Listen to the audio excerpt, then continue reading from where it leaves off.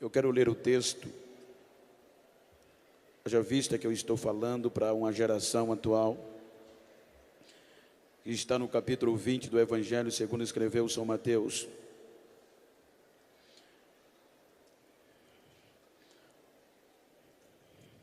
Palavras expressas dos lábios de Jesus, quando Mateus registra este acontecimento.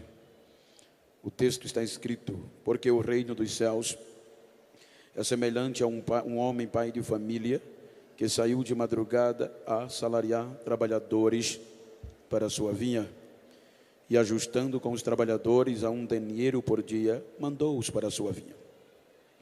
E saindo perto da hora terceira, viu outros que estavam ociosos na praça, e disse-lhes: ide vós também para a vinha, e dai-vos eis o que for justo. E eles foram.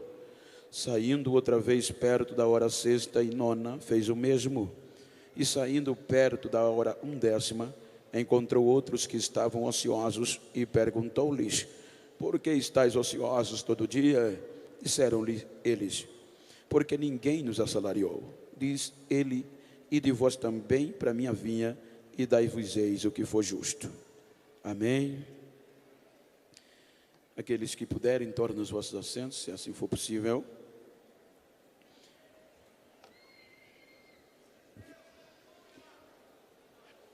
Enquanto tomo este texto para transmitir uma palavra motivadora, estimuladora, e para isso eu quero falar-lhes sobre adoradores da última hora.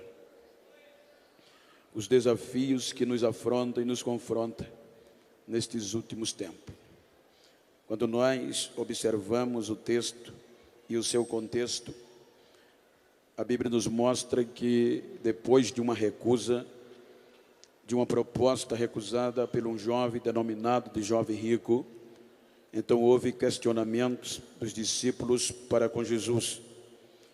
Então Jesus conforta os discípulos acerca desta chamada. Então é quando Jesus registra Mateus, ele expressa alguns pormenores.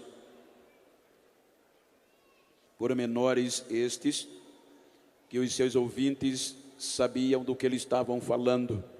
Se nós observarmos, a economia, na sua maior parte da época, girava-se em torno da pecuária e da agricultura. Então, o que Jesus está mencionando, ele está tomando os 5 períodos de um dia, em um contexto de um calendário normal, para explicitar os desafios e a história que nos trouxe aqui. Se nós observarmos, vejam que ele menciona 5 horários, e nós sabemos que no contexto da época, o dia judaico era contado de 6 da manhã às 6 da tarde. Portanto, Jesus apresenta a princípio o horário da madrugada. Ele mostra aos seus discípulos que aqueles que deixaram pai, mãe, filho, mulher, esposo por amor a ele, nunca seriam decepcionados acerca das recompensas, porque um dos apóstolos perguntou ao Senhor: nós que deixamos tudo para te seguirmos, o que ganharemos? Então ele disse: nesta vida 100 vezes tanto, e ainda extra a vida eterna. Então ele entra no contexto da história da igreja, na história da queda do homem e de adoradores que, quando achavam-se que não tinha mais jeito, eles permaneceram adorando através das gerações e através das dificuldades. Se nós observarmos o primeiro horário, se nós observarmos os primeiros desafios, nós vamos deparar-se com o horário da madrugada. Vejam, aqui eu estou e com certeza aqui também é movido grande parte da economia por questão rurícola, aonde a cana-de-açúcar dá-se para notar, além das indústrias, ela também tem um peso na economia. Haja vista que a empregabilidade é bem maior. Quando nós observamos o contexto da madrugada, eu faço questão de mencionar, ele exige mais coragem, é mais desafiador, porque é abrir caminhos. Eu, a partir dos 12 anos de idade, eu comecei a cortar cana. Porém, o meu pai saía de 4 horas da manhã, ainda escuro, para abrir, chamava-se eito, porque eu não ia na madrugada, porque o risco era maior. Então, minha mãe preparava o café para que eu levasse, e eu saía de 6 da manhã. Se nós observarmos o horário da madrugada, é o horário que existe mais dificuldade, é mais desbravador.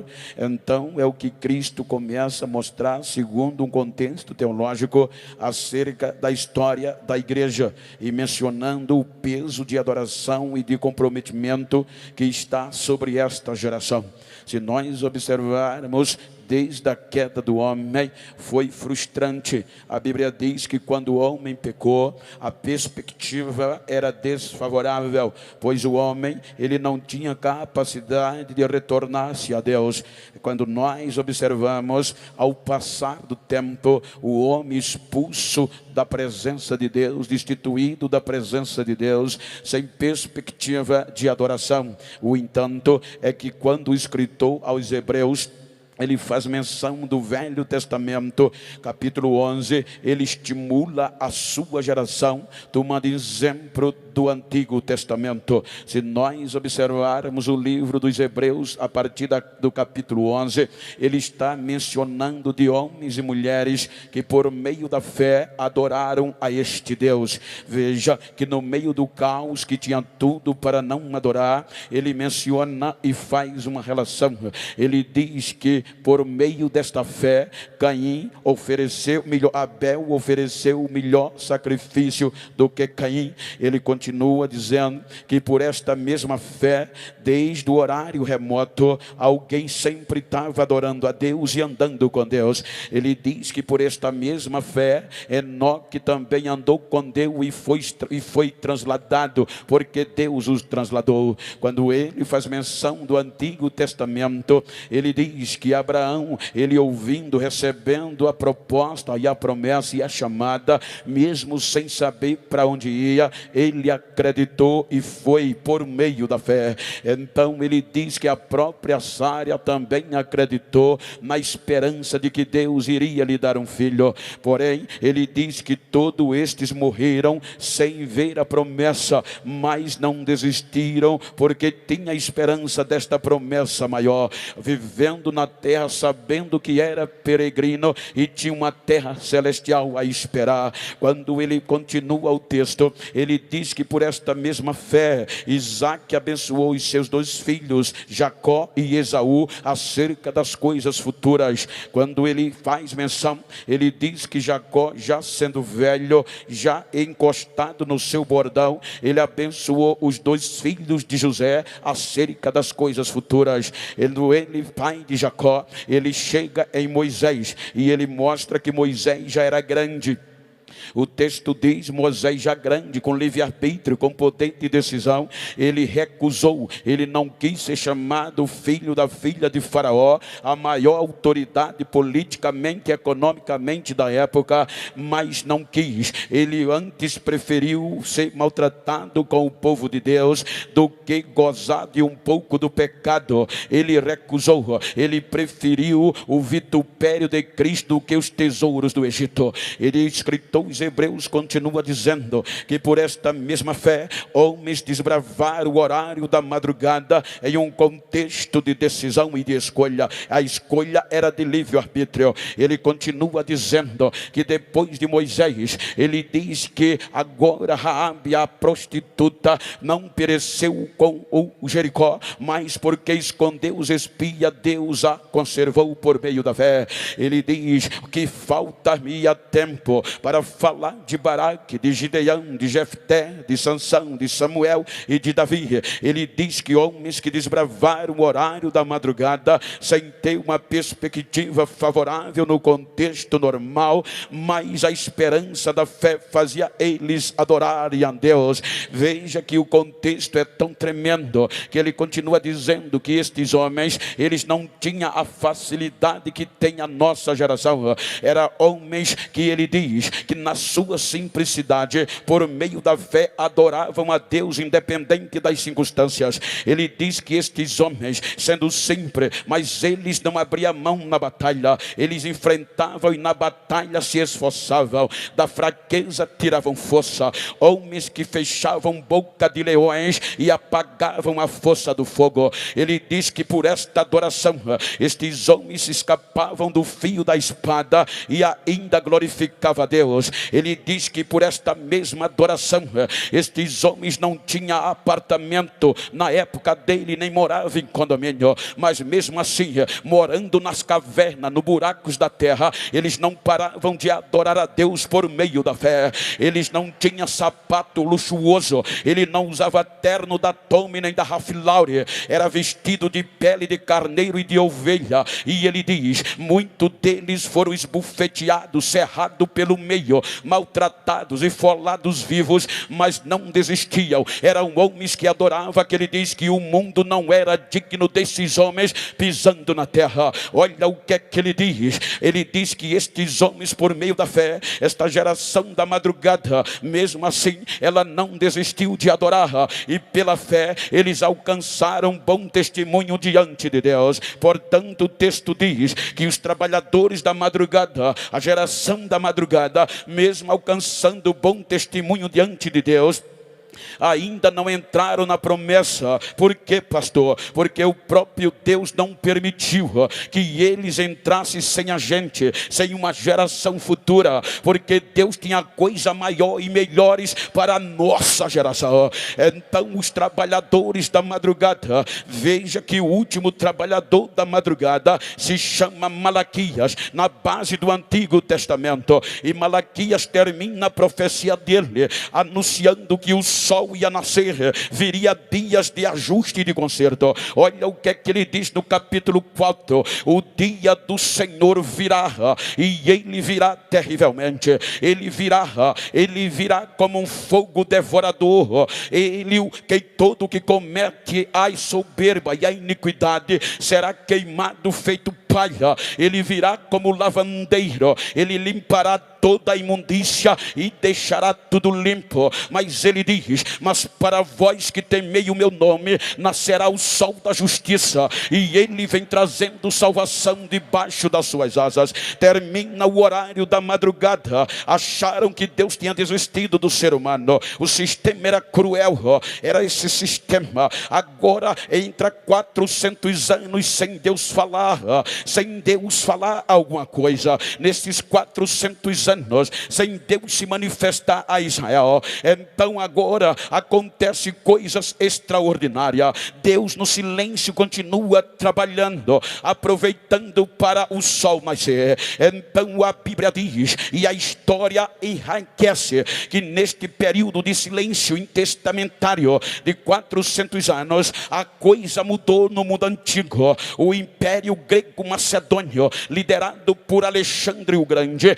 ele helenizou todo o mundo antigo. Haja vista que Alexandre foi um grande conquistador, e como agora o grego, a língua principal de todo mundo. Mas agora Deus trabalha no berço cultural através de Alexandre o Grande. Quando Alexandre o Grande heleniza todo aquele mundo com a língua grega, então vem o Império Romano, o mais forte império que já existiu. O Império Romano subjuga o Império Grego Macedônio no momento do silêncio entre a madrugada e o nascer do sol. Porém, agora os romanos subjugam o Grego Macedônio e liberta das guerras, porque as guerras eram constantes, e por meio da Pax Romana a paz estabeleceu. Quando a paz reinava, quando o mundo estava calmo, agora acontece algo surpreendente. O dono da vinha sai à terceira hora, o horário de 6 às 9 da manhã. E quem é que aparece? Agora Deus resolve começar o reconhecimento.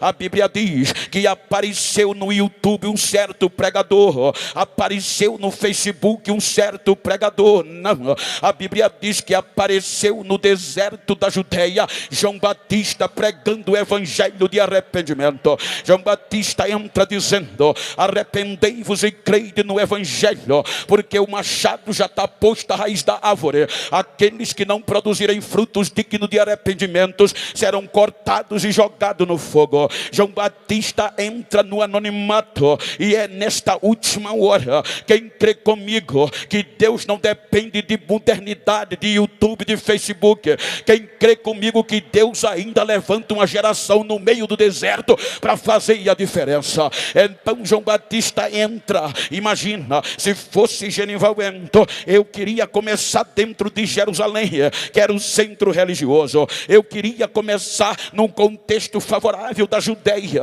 Agora João Batista começa no deserto. Amados, a unção é quem faz a diferença. Ora, João Batista pregava no deserto, descalço, o sandália era de couro, não tinha sapato brilhoso, o terno era raquinho, era feito de pele de animal, um cinto de ouro. Ele pregava com tanta autoridade que agora ele impacta o palácio, o sistema. Então, dentro deste contexto, as pessoas eram quem saía de Jerusalém por causa de um adorador que estava pregando no deserto. A adoração a Deus faz isso, ela faz a comunidade sair da cidade para ir para o deserto. E quando as pessoas chegavam no deserto, já chegavam clamando. Aí ele gritava: raça de víbora, quem vos ensinou a fugir da ira vindoura? E as pessoas acreditavam e eram batizadas por ele no Rio Jordão. Aí o sistema disse: vamos acabar com ele, vamos acabar, vamos tirar, porque neste meio de 400 anos os irmãos hão de convir que agora levantou-se um grupo forte dentro dos judeus, chamado de fariseus. Era o mais alto grupo intelectual de elite do povo de Deus. Foram os fariseus, formado de gente graúda, formada de personalidade do conhecimento. Criaram a lei oral, o Talmud. Eles agora defendiam a lei escrita e a lei oral. A lei oral era que os fariseus ensinavam as tradições ao povo de Israel. O que eu acho lindo é que a história diz que agora cada mestre deste tinha um talmidim. O que é um talmidim? Um discípulo. Diz a história que em todo Israel a criança começava a estudar com 6 anos de idade acerca da lei de Deus. Era a escola primária. Então durante 4 anos a criança era catequizada acerca dos 5 livros de Moisés, a Torá ou Pentateuco. Quando completava 10 anos, a criança já tinha decorada os 5 livros da lei. Agora havia uma seleção, só os inteligentes continuavam, e aqueles que não tinham perspectiva voltavam para casa para aprender uma profissão da família. Agora os inteligentes estudavam de 10 a 14, estudavam agora em forma de decorar os livros históricos, proféticos e os livros de sabedoria. Quando eles completavam 15, 14 anos, eles já tinham decorados os 5 livros da lei e estes outros que eu mencionei.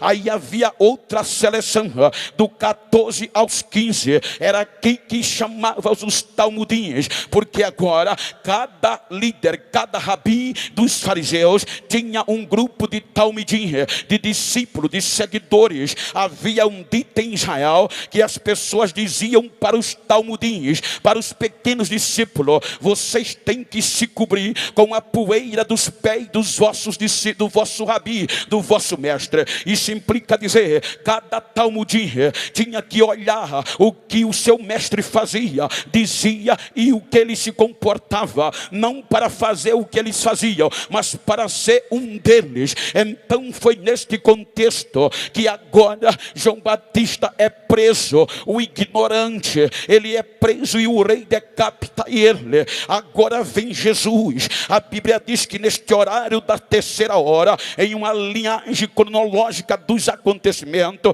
aí a Bíblia diz que quando Jesus soube que João estava preso, ele começa a pregar o evangelho. E olha que Jesus começa com 29 anos, ele já tinha passado por todo este treinamento e esta leitura, ou seja, Jesus já despertou. Quando ele completou 10 anos, ele já tinha a lei decorada como judeu. Ele foi selecionado como inteligente e continuou. O que chamou a atenção, o que ele fez que nenhum fez, é que com 12 anos foi sabatinado. Então a Bíblia diz que ele já tinha toda a Bíblia decorada e ainda ensinava os doutores, os escribas, que arregalaram os olhos, que tanto vem tanta sabedoria. Quando ele completa 29 anos, ele já era mais inteligente do que os inteligentes dos inteligentes. Não é à toa, irmãos, que os fariseus respeitavam ele. Vejam que até os fariseus o chamavam de mestre. O próprio Simão chamava ele de mestre. Não era fácil chegar em Jerusalém e fazer o que ele fez, a não ser que não fosse respeitado. Ele saía lá na beira do mar e começou a juntar os seus talmidins, os seus discípulos, para aprender aos pés dele. Era honra para qualquer homem e qualquer jovem ser escolhido pelo mestre dentro de Israel. Por isso que eles deixavam emprego, deixavam a rede, largava tudo para aprender. Era honra acima de todas as honras. Mas Jesus entra combatendo, porque os talmudins dos fariseus e os próprios fariseus ensinavam, mas não cumpria. Eles colocavam carga nos talmudins que ninguém podia suportar. Os fariseus, os mestres judeus, eles estavam preocupados com o exterior e não para o exterior. Então Jesus bate de frente quando disse: vocês estão errados, vocês parecem uma sepultura, por fora é bonitinho, mas por dentro estão apodrecidos. Vocês estão botando carga no povo que não pode cumprir. Ele olha para os seus e diz: então vinde a mim, todos vós que estão cansados e oprimidos, e eu vos aliviarei. Aprendei de mim que o meu fardo é manso, é leve. Então Jesus vai chamando os seus discípulos e dizendo que os fardos dos mestres fariseus eram pesados demais, mas ele vem arrebentando. Ele agora começa com os seus discípulos dentro do horário da terceira hora. Vejam o que é que ele faz. Ele impacta o sistema. O sistema era corrompido, o sistema era interesseiro, o sistema tinha conflito de interesses. Aí Jesus chega pregando e cumprindo o que ninguém tinha cumprido. O sistema dizia: tem que ir visitar o leprosário, mas eles não iam. Tem que ajudar o enfermo, mas eles viravam as costas. Veja a parábola do bom samaritano. Eram os sacerdotes, eram os mestres que passavam de longe. Só que Jesus agora, como mestre, ensinava os seus talmidins, os seus discípulos, de forma diferente. Ele chegava para ensinar. Ele não só pregava no santuário, ele chegava na beira do tanque, aonde só tinha doente, e começava a pregar, começava a falar. E quando ia terminando, olhava para o enfermo e dizia: queres ser curado hoje? O caba dizia: quero. Levanta, vai para casa, pega a tua cama, se manda daqui, seja curado. Quando ele ia para o leprosário, os leprosos passavam perto dele. Enquanto os rabínicos judaicos fugiam, Jesus parava para atender. Os leprosos chegavam dizendo: mestre, se tu queres, pode me limpar. Ele virava e dizia: eu quero, seja limpo agora. E a lepra desaparecia. Ele impactava o sistema de uma hora para outra, e isso incomodou. Aí o sistema disse: esse homem é forte, esse cara é inteligente, está nos perturbando, vamos matá-lo para que ninguém queira segui-lo, para que não haja outros feito ele. Então vamos matá-lo de uma morte terrível, para colocar temor na nova geração. Então a Bíblia diz que Jesus se entrega por amor a nós. Jesus vai à cruz. Agora imagina o processo. O que era que os rabinos e os sacerdotes decidiram? Nós temos que condenar ele, o pior tipo de morte. Para quê? Para que não haja ninguém depois dele, para que todos desistam. Então Jesus vai ser julgado à noite, quando ele já era errado, já era contra a lei julgá-lo à noite. E se ele tinha direito à defesa, mas nem isso deram a ele. Até meia-noite não encontraram condição de condená-lo à morte de cruz. Então veio a alegação, perguntaram a ele: você é filho de Deus? Ele disse, eu sou. Aí o sacerdote disse, blasfemou, esse é culpado. Aí na madrugada ele vai ser julgado na casa de Caifás. O sacerdote em exercício, quando ele está sendo julgado, aí o sacerdote comete uma corrupção, se torna um corruptor. O que é que ele faz? A Bíblia diz que ele procura pessoas, oferece muito dinheiro para acusar Jesus de pecado, mas a Bíblia diz que passaram a madrugada todinha e não encontraram ninguém que testificasse contra o Rabi da Galileia, contra o Jesus da igreja. Então raia o dia, volta para o sinédrio, e o sinédrio era composto de rabino, era escriba, era sacerdotes e sumo sacerdote. Não tem outra acusação, ratifica, sanciona, é blasfêmia. E levaram para Pilatos, esperando que Pilatos o condenasse, o pior tipo de morte que um ser humano podia sentir, com dois motivos: para humilhar e para que os outros não fossem como ele. Então levam para Pilatos. Pilatos olha a acusação e diz, isso é com vocês, Roma não tem nada a ver com isso, a blasfêmia é um assunto da fé de vocês, então ele não tem culpa. Aí foi quando colocaram a acusação de sedição, que já atendia o imperador. Eles disseram, ele está criando confusão, está ensinando o povo a blasfemar e também incitando o povo contra o imperador. Aí vem para o julgamento, mesmo com todas as acusações. Pilato diz, eu não vejo nele crime algum, mas a turma pedia, ele tem que ser crucificado.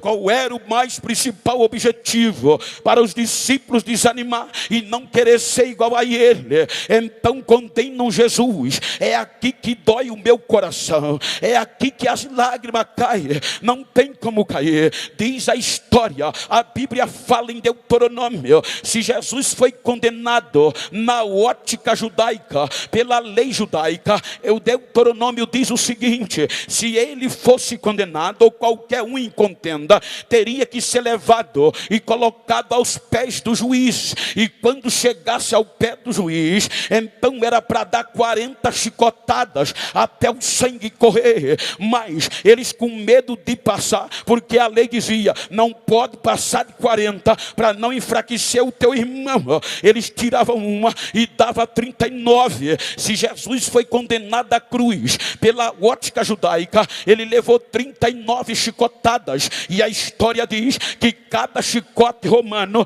tinha 12 pernas, em cada perna ossos de carneiro secos e pontiagudo. Isso implica dizer que se foram 39, você multiplica 39 vezes 12, dá mais de 400 feridas no corpo de Jesus. Só em cada chicotada era 12. E se foi condenado pela lei romana, a lei dizia, se for condenado à cruz, é 5 quarentena, ou seja, 40 vezes 5, 200 chicotadas menos uma, dava 195, ou seja, 195 chicotadas dilacerou o corpo de Jesus. É aqui que Isaías diz, ele foi moído, arrebentaram com ele, olhando nós para ele, nenhuma beleza víamos para que o desejássemos, mas foi pelas suas feridas que a nova geração foi sarada, foi pelas suas feridas que a gente está aqui. Quem pode levantar a mão e dizer, eu não vou parar de adorar?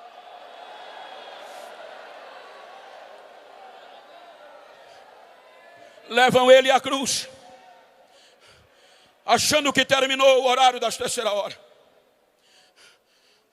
Colocam ele na cruz. Acabou. Com este tipo de morte, ninguém vai querer ser como ele foi. Os seus diz, os seus discípulos vão desistir. Só que eles não sabiam, tinham medo. Que Jesus dizia a eles, vocês vão me matar, eu vou me entregar, mas no terceiro dia eu vou voltar. Crucificam Jesus, coloca num túmulo novo, põe a pedra fechando a porta da entrada do túmulo, lacra com o selo real, e ainda com medo, vão para o governador. Diz Pilatos: lembra que aquele mentiroso pregava que no terceiro dia ia voltar? Coloca soldados 24 horas tomando conta do sepulcro. Pilatos disse: é com vocês. Pegaram escoltas de soldados experientes, expertos, tropa de elite, e colocaram na porta do sepulcro para os discípulos não virem roubar o corpo. Passa a sexta-feira,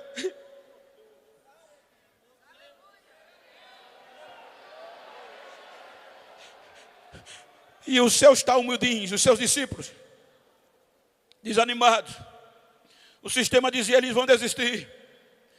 E eles diziam: pensávamos que era ele, que fosse redimir Israel. Chega o sábado, vou pescar.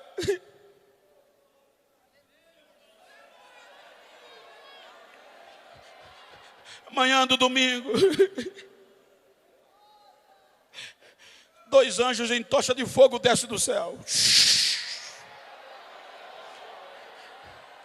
A Bíblia diz que os soldados desmaiaram de tanta glória que viram. Deu um terremoto, a terra tremeu, a porta do sepulcro, a pedra rolou. E quem é que vem saindo de dentro?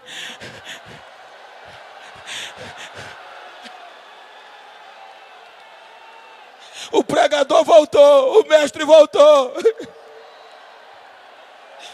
Aí Maria já ia embalsamar. Quando Maria viu aquilo, gritou: Raboni, meu mestre, Raboni, sou eu mesmo. Ele está vivo, ele já voltou, ele ressuscitou, ele ressuscitou.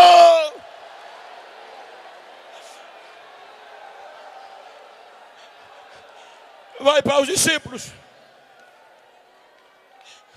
e diz: todo o poder foi me dado no céu e na terra. Vão, façam discípulos de todas as nações, e eu estarei convosco todos os dias, até a consumação dos séculos. Eu estou com vocês. Ele sobe aos céus.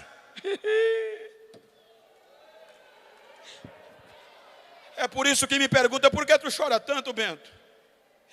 Olha o que eu vou dizer. Por que é que eu choro? Jesus vai aos céus e deixa trancado, com medo da represária, os seus talmidins. Enquanto os rabinos, os fariseus, os seus discípulos, os seus rabinos, os seus talmudins, eram os inteligentes dos inteligentes. Agora Jesus, como um rabi, quem ele deixa? Ex-pescador, ex-prostituta, ex-leproso, só quem ninguém dava nada. A cidade estava cheia de 50 dias depois. Quem é que está lá dentro? Olhe com todo respeito, estude. Mas olha o que o poder da adoração faz. A Bíblia diz, se você ler Atos capítulo 2, excelência, só em Jerusalém tinha cerca de 17 idiomas diferentes, de nações diferentes. E lá no cenáculo, a Bíblia chama de idouto, iletrado, não totalmente analfabeto. Por quê? Porque eles começavam a decorar a lei logo cedo, mas iletrados. Quando, de repente, eles tremendo lá dentro, aí desce lá de cima, a Bíblia diz que o dono da vinha saiu de novo procurar trabalhadores. Das 9 às 3 horas da tarde. Aí vem contratar. Aí a Bíblia diz que o Espírito Santo entra.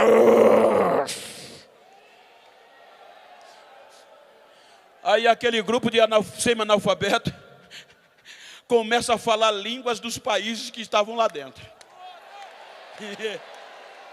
A adoração faz isso. Aí perturbou a cidade, que Lucas era um epígrafo de primeira. Ele era formado, era um acadêmico de primeira. Aí Lucas é capaz de escrever e dizer que o que assustou a multidão está escrito, é que eles disseram, olha, não só tem gente iletrada ali dentro? Seguidores do Rabi da Galileia? E como a gente está ouvindo ele falarem na nossa própria língua? Que negócio é esse?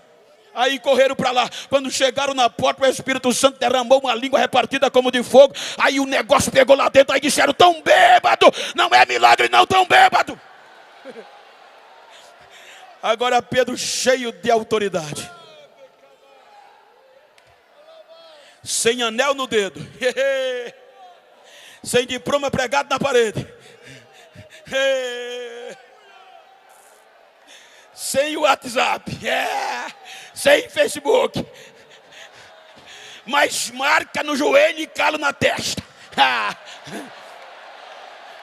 Ele vai para frente do cenáculo e ele não prega conversa mole. Um dos perigos da nossa geração é que a gente está ouvindo muita psicologia e muita psiquiatria nos nossos púlpitos.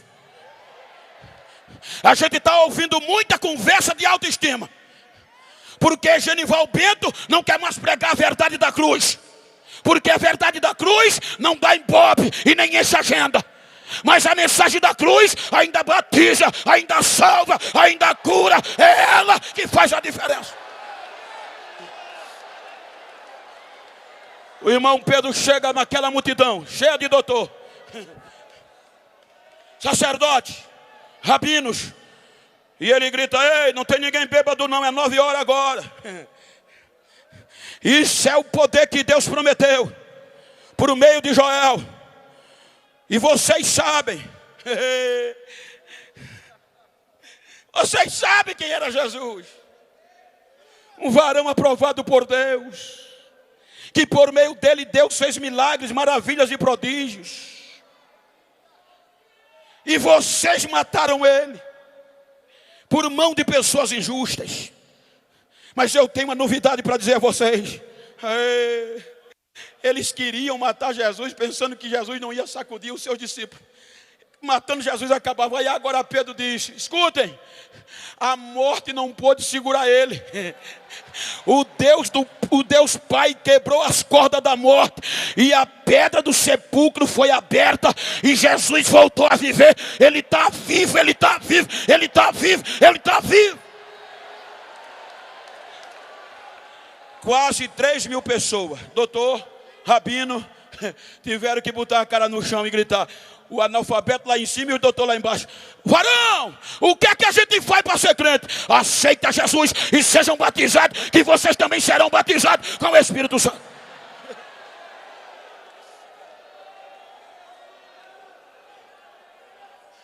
A segunda pregação é linda. Não precisou palavras. Há um contexto que diz que nós determinamos ser por aquilo que a gente faz.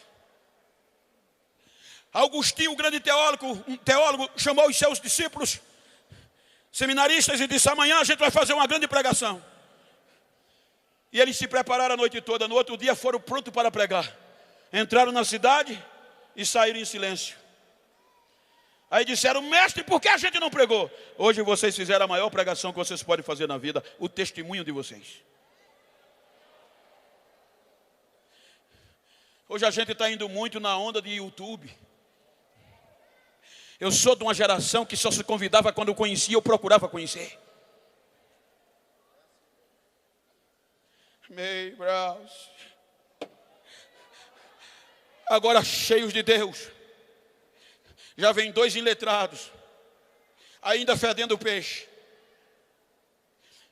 A lei judaica era cruel.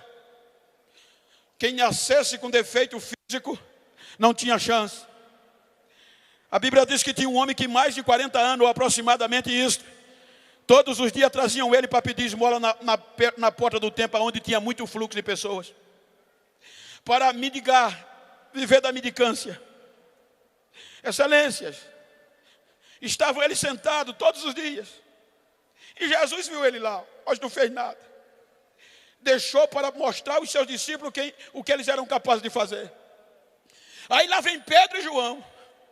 Aquele mendigo, aquele coxo, todo dia via o povo passar, olhava lá para dentro, só ouvia o barulho de adoração, mas não podia adorar, que a lei não deixava. Aí lá vem o irmão Pedro e o irmão João. Quando ele chega perto, o coxo fala: normal, prática, dai-me uma esmola. Pedro dá uma paradinha e diz: o que eu tenho, não tenho prata nem ouro, estamos liso. Essa prata e ouro era moeda, não estamos, não, nem cachê teve. Mas o que eu tenho eu te dou em nome de Jesus o Nazareno. Levanta e anda.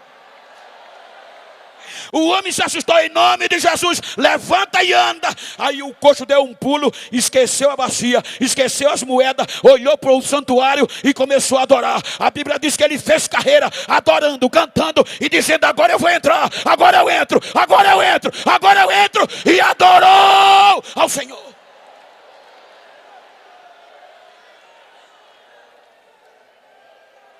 Quem sustentava aqueles irmãos? Eles pregavam com a vida, adoravam, independente das circunstâncias. Quem se convertia não queria mais voltar para casa,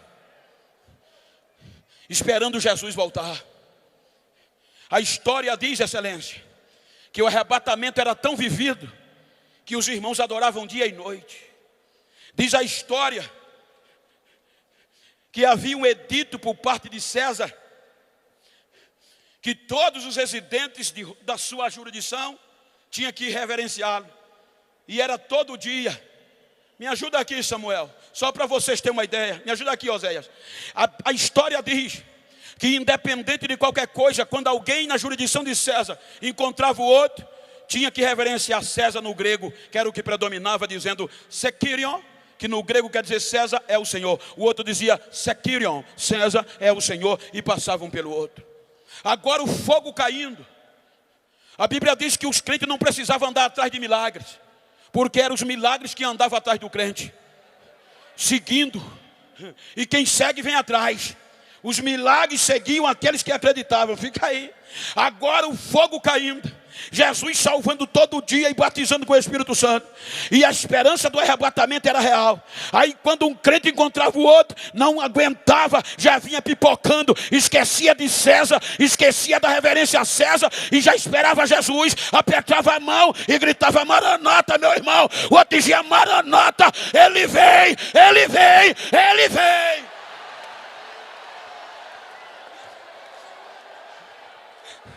Ninguém sustentava. Obrigado, Zé. Ninguém sustentava. Esses trabalhadores, adoradores do meio-dia, quando o sol é mais quente. Eu vou dizer o que vocês já ouviram. Eu estou pregando para uma nova geração. Esses irmãos adoravam tanto. Eles adoravam na terra, na água e no fogo. Eu fui pregar num congresso missionário na Suíça. E depois um pastor da Itália veio me pegar para pregar na cidade de Turim. E aquele culto foi tão maravilhoso que no outro dia ele disse: eu vou fazer você voltar para o Brasil mais crente do que o que chegou. E começou a andar comigo aonde essa igreja fez história. Eu chorava. Ele dizia: Geno, ninguém parava os irmãos. Era barulho de glória ensurdecedor. A adoração era primazia. O arrebatamento era o foco principal. Os irmãos eram presos para desistirem. Os irmãos eram torturados para desistirem. Mas não desistiam. Não desistiam. Ele disse: Bento, o imperador com tanto ódio, porque agora os cristãos já não adoravam mais o imperador. O rei dos judeus agora era Jesus. Aí ele disse: eu vou acabar com essa raça. Esse monte de adoradores vão sumir. E investiu o que pôde para acabar com a igreja. Tirar a adoração da igreja. Fez um tacho bem grande. Encheu de azeite inflamável. reuniu adeptos para provar que Jesus morreu. A igreja ia desistir. Chegou no dia, lotou aquela arena. As pessoas ovacionavam o imperador pelo feito eminente. E ele mandou prender os irmãos. Os adoradores acorrentados um no outro, de dois em dois. Quando os adoradores adoravam com as correntes, o imperador deu ordem: jogue fogo no tacho. O fogo foi aceso e o azeite fervia. Ele olha para os soldados e diz: pegue de dois em dois e jogue dentro. Se eles não desistirem, jogue de dois em dois. Os soldados entravam. Quando os soldados entravam no corredor, espraguejando os adoradores de Cristo, ameaçando-os, chutando-os, vocês vão desistir. E os adoradores querendo se pocar a corrente um do outro. Aí eu perguntei, eles queriam correr? O pastor disse: não, Bento. Eles viam o fogo, viam o azeite fervendo e a espada, mas continuavam adorando. Eu olhava um para o outro, fazia força: solta, deixa, solta eu, que quem vai primeiro sou eu. Quebra essa corrente, que quem vai entrar primeiro sou eu. Eu quero ver o meu Jesus cara a cara, deixa que eu vou entrar.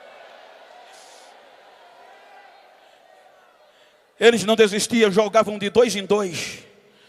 Quando eles caíam no fogo, o fogo fazia barulho. Os romanos cantavam adoração aos deuses de Roma. Aí não deu 10 a 15 minutos, silêncio total na praça. Uma agulha no chão, ouvi o barulho. Eu perguntei: o que é que houve, pastor? Ele disse: Bento, os crentes que eram jogados, amarrados dentro do azeite inflamado, começavam a pular de dentro do tacho adorando a Jesus, sem nenhuma queimadura e as correntes quebradas. Quando os romanos viam, fechavam a boca. E agora os crentes que estavam amarrados começavam a adorar, cantar e dizer: Jesus está vivo, meu mestre está vivo, o rabino da Galileia está vivo, ele ainda vive, ele ainda vive.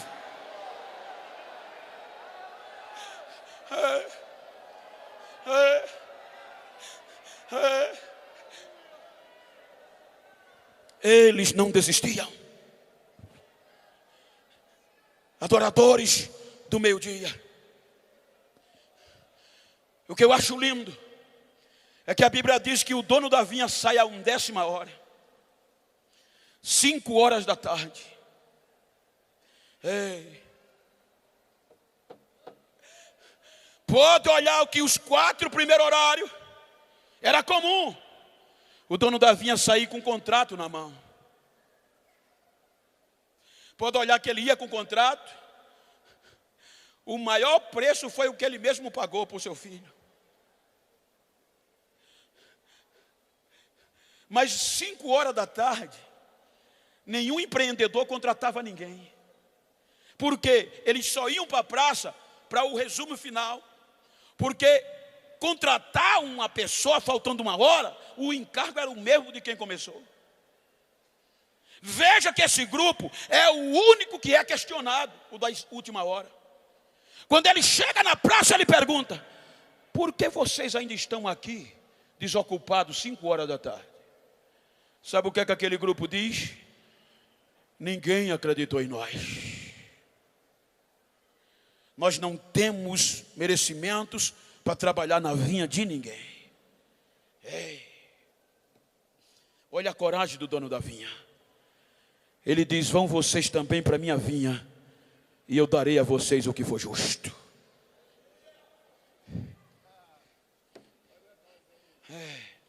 A igreja gentia, um povo que não era chamado povo. Já viu um trabalhador da última hora já hoje? Já viu um adorador da última hora já hoje? Dá uma olhadinha para a tua direita. Olha para a tua esquerda. Eu não vim aqui contar história. Eu vim pregar num congresso de jovem, de uma nova geração.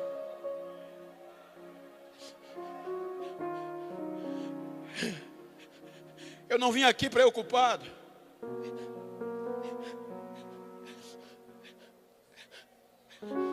em emocionar você. Eu orei. Ainda essa tarde eu estava de joelho. E Jesus cobrava de mim. Eu vim aqui fazer você entender que o mesmo compromisso de Abel é o nosso hoje. Porque a Bíblia diz que ele não muda. A modernidade é muito boa, mas está acabando com a gente. A gente já não tem tempo de adorar como antes.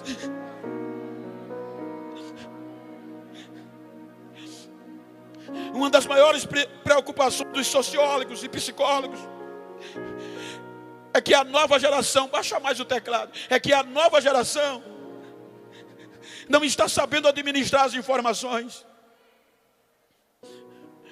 Augusto Cury registra uma colocação de Marco Polo, que uma criança hoje de 7 anos tem mais informação do que os imperadores de Roma na época. Uma criança de 9 anos tem mais informações do que os pensadores gregos como Platão e Sócrates.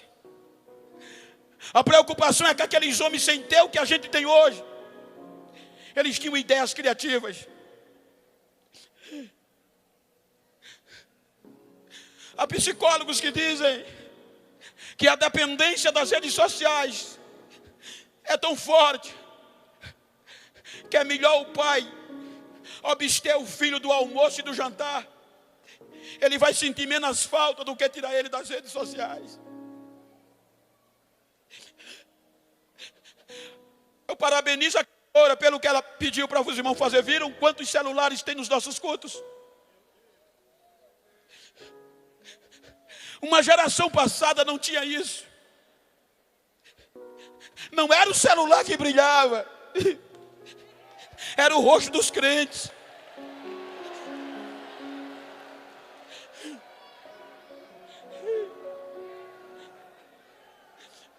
Quando eu lembro de alguns trabalhadores da última hora,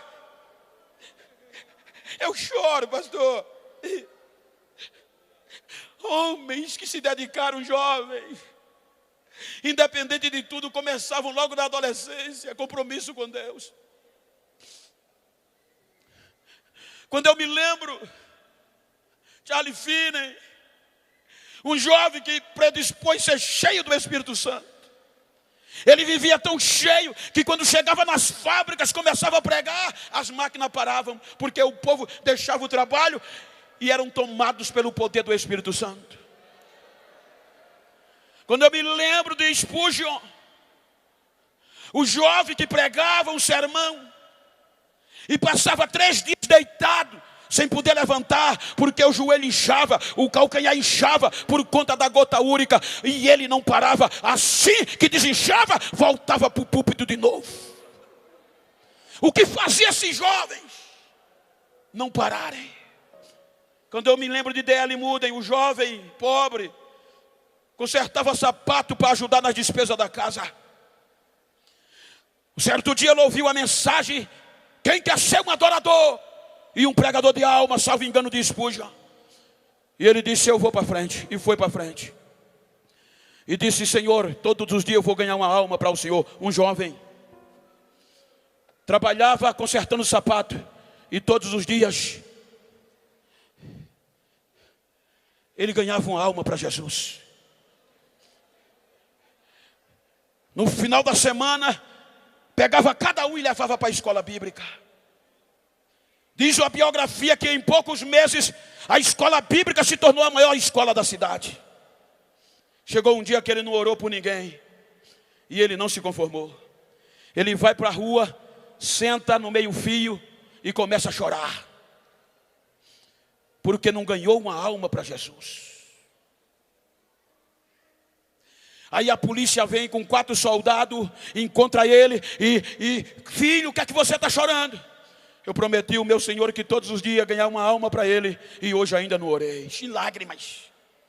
O soldado deu um tapinha nas costas e disse: não precisa chorar, vá para casa, amanhã você ora. Mas ele continuou chorando. A patrulha saiu, fez o primeiro quarteirão, o segundo quarteirão. Quando chegou no segundo quarteirão, os soldados começaram a chorar dentro do carro.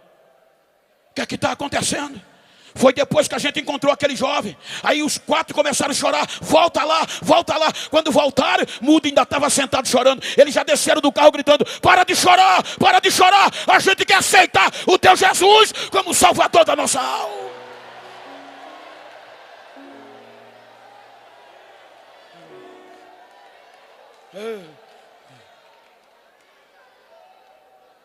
Década de 40, nossa época. Um grupo de jovens seminaristas norte-americanos saíram dos Estados Unidos para a Inglaterra para uma visita de seminário. Chegaram na casa de John Wesley, o homem que sacudiu a Inglaterra pelo poder de Deus.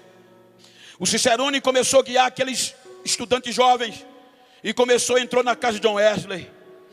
Aí o Cicerone dizia: aqui era a sala da casa, aqui era o quarto onde ele dormia, aqui era a escrivania onde ele fazia os seus sermãos.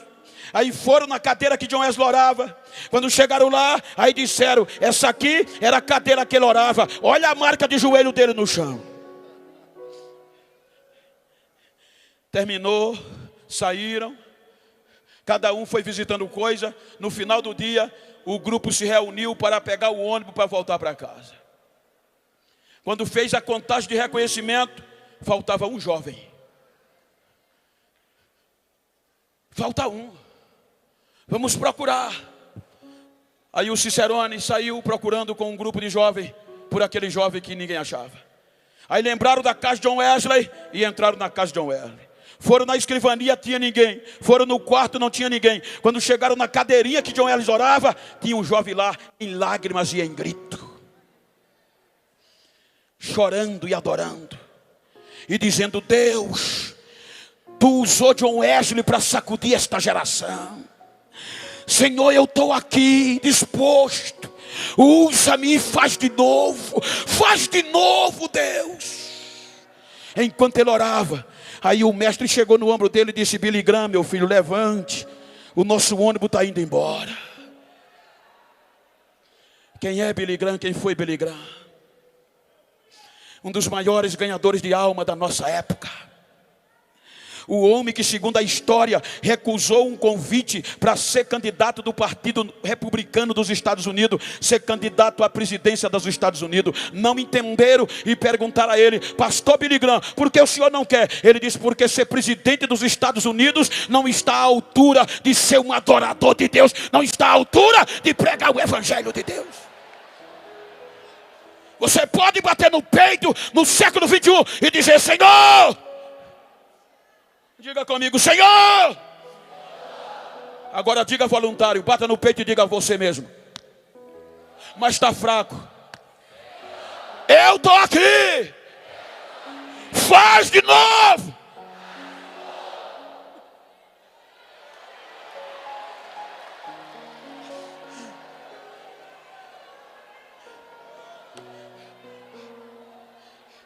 Chegou o século 21. O século da pós-modernidade.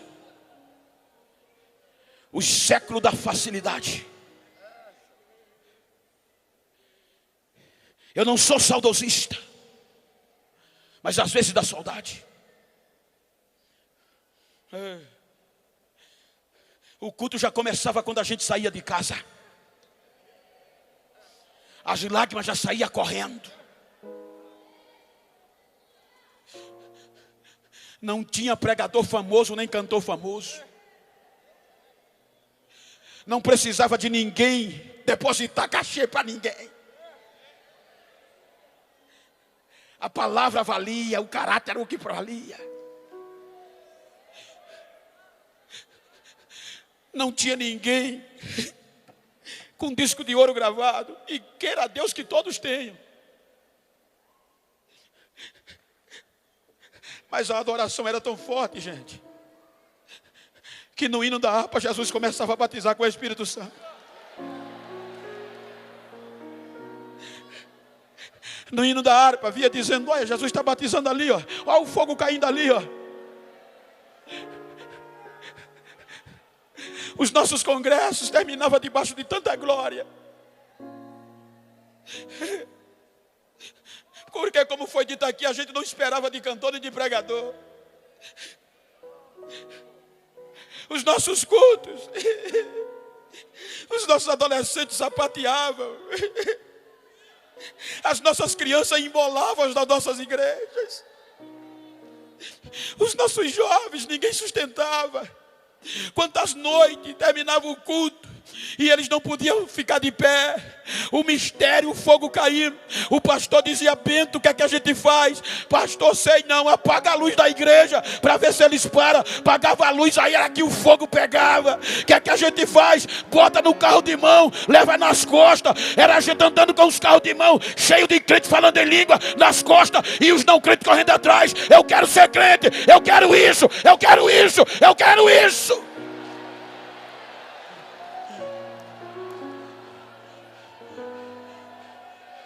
Hoje é feio.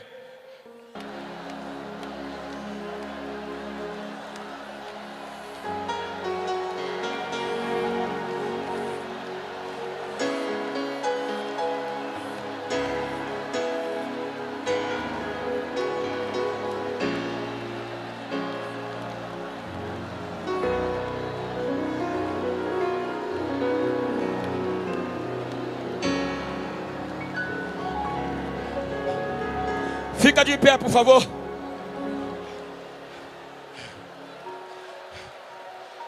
Ei, Gaios. O meu corpo está fervendo aqui.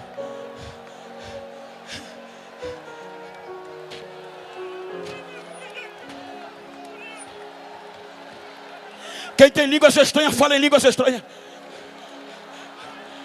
Quem não tem, da glória, dá aleluia. Quem não é batizado, recebe agora variedade de língua. Em nome de Jesus, recebe batismo com o Espírito Santo agora.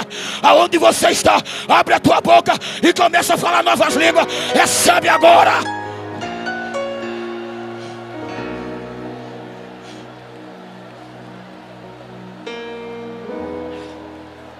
Arrebatamento.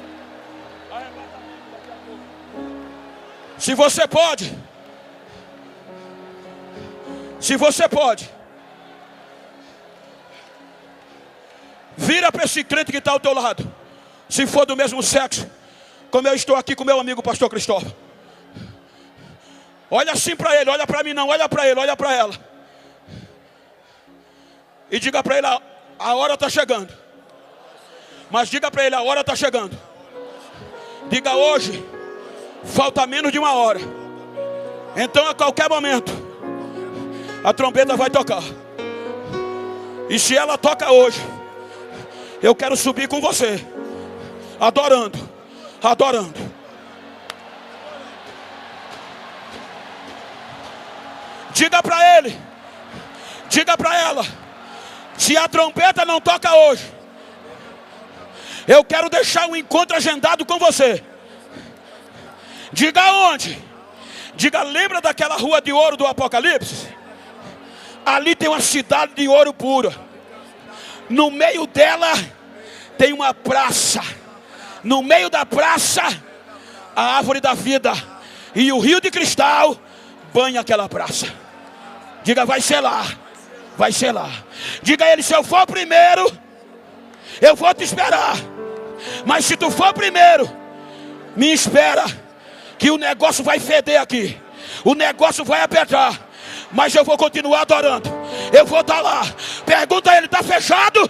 Abraça ele e diga: fechado. Eu te vejo lá. Fechado.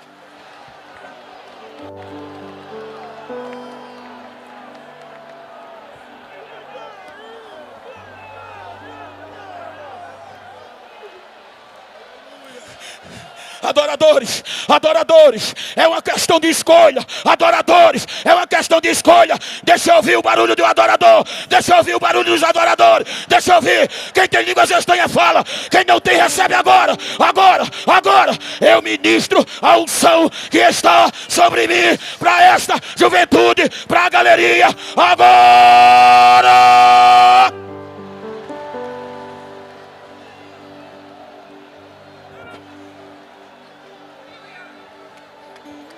Adora, adora, adora, adorador.